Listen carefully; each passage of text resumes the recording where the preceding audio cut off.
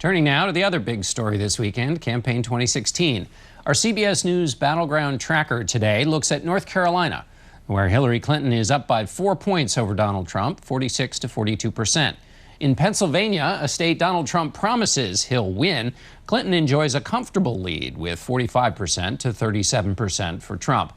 We've added Arizona and Georgia to our original 11 battleground states. So now, if we look at the race in the 13 most potentially competitive states, Hillary Clinton is up by 2 points over Donald Trump, 42 to 40%. The remaining voters are either undecided or supporting a third-party candidate.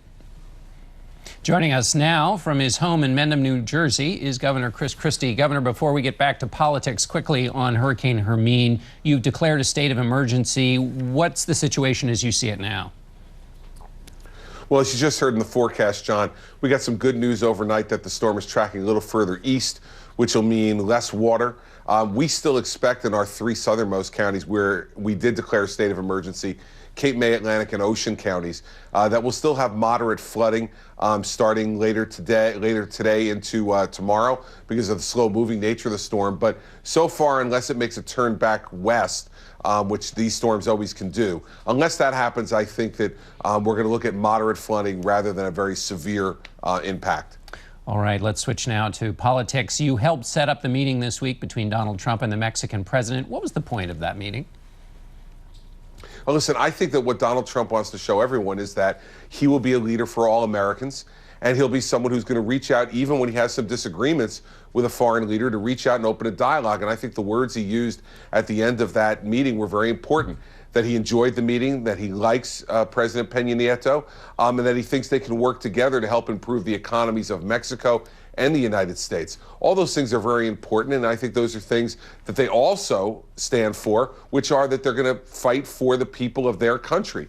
I don't think anyone would expect anything less from a President Trump or a President Peña Nieto, but I think the meeting was to make sure everybody understands that this is going to be a president who will work with our allies to make sure that lives of citizens in both countries improve over the next 4 years.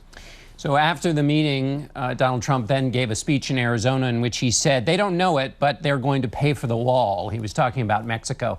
After setting up a meeting to show this part of his character and building a relationship with Mexico, why say something like that to show that he's dominating the Mexicans or would as president? How does that work? Isn't that a mixed message?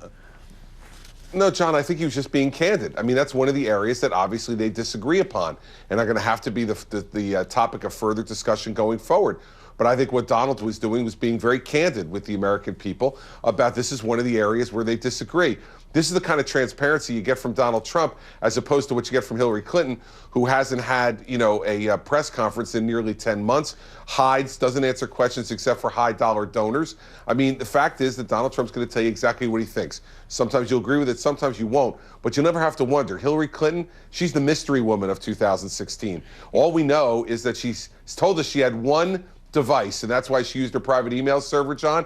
And now we find out this week from the FBI 13 different mobile devices and 5 different iPads, most of which are now gone. The wall that Donald Trump was talking about, do you think that's really going to happen, that Mexico is going to pay for it? Listen, I think that Donald Trump has negotiated some extraordinary deals over the course of time in his career, and this will be another challenging deal for him to negotiate, but I absolutely believe that's the way he sees it, and it'll be part of an overall negotiation with Mexico to improve the economies in both countries and to make sure that the lives of the people in both countries are protected from drug running and gun running and illegal immigration, which is hurting both countries, John. So listen, people have lost a lot of money so far in the last 16 months betting against Donald Trump. So, because the wall is such an important part of his candidacy, you said during the primaries, this makes no sense, referring to the wall. I've met President Peña Nieto a number of times. I don't think if we present him with a bill, he's going to pay for it. So were you wrong then? Yeah, I disagreed with Donald Trump at the time. Big shock. I was running against him, John. And so let's pull out all the quotes where people who are now supporting Hillary Clinton disagreed with her during the primary as well, so that we can be fair about this. Of course I disagreed with him because I was running against him. But the fact is, but do you think it's possible now? But John, a lot of people, myself included, have lost betting against Donald Trump. And I think he's going to be a very good negotiator for the American people, not only on this issue, but on trade deals that'll help improve our economy and to make the world safer and more secure. On the question of the 11 million undocumented, there's been some confusion. And Donald Trump at one point said they would be leaving America so fast it would make your head spin. Now he's saying it's something that'll be worked out. In the way we've seen immigration talked about, that kind of softening, to use his word, usually is a prelude to not ultimately dealing with all 11 million. That's what it feels like here. Why is that not the case? Why is this not basically moving away from his position he had in the primary? Listen, we want candidates and leaders to listen, and if they hear new information or different information that leads them to conclude different things in their positions, we want them to do that, John. We don't want people stuck in cement. Be really clear. Donald Trump is going to get rid of very early on the 2 to 3 million criminals that are here illegally in this country. That will be priority number one. And once we remove those 2 to 3 million from the country, return them to their countries of origin because of their criminal conduct, then I think what Donald Trump wants to do is take a deep breath and look at where we are in the country then and find a humane way to deal with those who remain. And so I think what he's talking about is a pause after the 2 to 3 million get put out of the country because they're committing crimes, hurting Americans, selling drugs, doing things that are illegal. Once those people get dealt with first, and I think everyone agrees on that issue, then we can deal with the remaining 8 million people. That's what Donald Trump wants to do. I think that's the humane way to deal with it. And I'm proud of the fact that he's been willing to stand up and say what he really believes on this as he's learned more about the topic. So your point is that this is an evolution to a pause, which shows his ability to adapt to changing information. Absolutely, and that's something that Hillary Clinton will tell you Donald Trump can't do.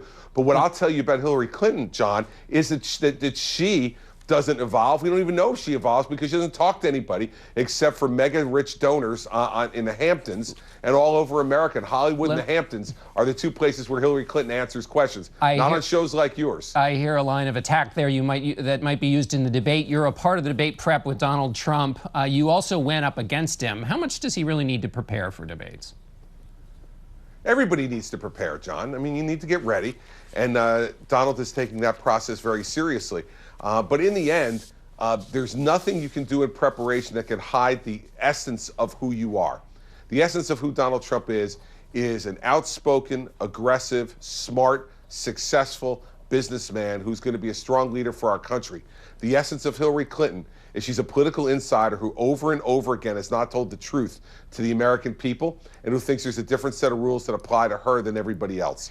And so you're not going to be able to hide that no matter how many coaches she hires, John, to help her in debate prep. It's not going to change the essence of who she's been and who she is. And that's what you're going to see in the debates on September 26th. I want to ask you about a report in the Washington Post this week about Donald Trump's foundation paying a fine to the IRS for a $25,000 donation it had given to a political committee supporting Florida Attorney General Pam Bondi in 2013. She was looking into maybe investigating Trump University, ultimately didn't. Donald Trump has said he knew better than anybody how to use the system, how to use political donations to get the system to work for him. Is that an instance of that in that situation? Gave the money, then the investigation didn't happen? I can't believe, John, that anyone would insult Pam Bondi that way. She's an outstanding attorney general who's been reelected by the people of Florida. She's somebody who has been an outstanding law enforcement officer and continues to be. And I can't imagine that Pam Bondi would ever make decisions on that basis. But what I will tell you is we now know that Bill Clinton has taken over $16 million of taxpayer money to help to fund the Clinton Foundation, a foundation that essentially was the person and the group that was screening who would get to see the Secretary of State. If you wrote your multi-million-dollar check to the Clinton Foundation, then you got to visit with the Secretary of State. There's no doubt about what was going on there, John. Same way there was no doubt that when Hillary Clinton said she had a private email server for one device, so she could use one device, we now know from the FBI she had 13 devices, one of which was destroyed with a hammer by her staff. Why were they hammering her cell phone, John? I mean, you know, let's talk about the real issues of trust in this race. And the real issues of trust in this race, and I can tell you this as a former prosecutor, I'm stunned, given what I saw in the FBI files that were released Friday, that Hillary Clinton was not prosecuted. All right, Governor Christie, we've run out of time. Thanks so much for being with us. John, look forward to coming back. Thanks for joining us now from Phoenix.